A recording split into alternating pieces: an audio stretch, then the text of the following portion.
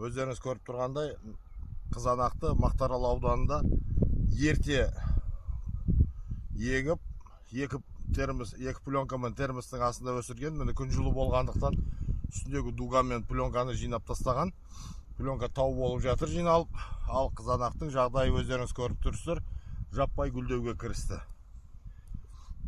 Бұл жерде берілетін, негізгі берілетін тыңайтқыш біздің өңірдің топырағы сілтілі, яғни сәл сортаңдау болғандықтан күннің ыстығында сәл шөлдеп қалатын болса, және де тұздың әсерінен қызанақтың бас жағы қарайып кетеді, оны вершинная гниль дейді.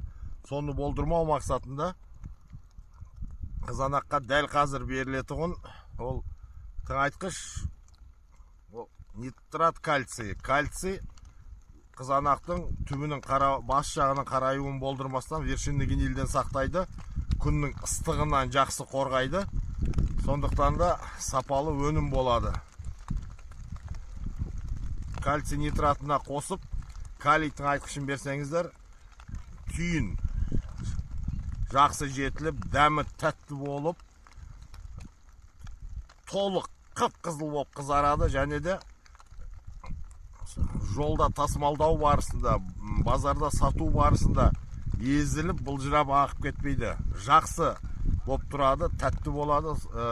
Өнімнің сапасын келтіретін кальций нитраты мен калий нитратын осы екі тыңайтқышты гектарына 150 килодан әрқайсысынан тамшылатып суару жүйесі арқылы беріп, сапалы мол өнім алыңыздар.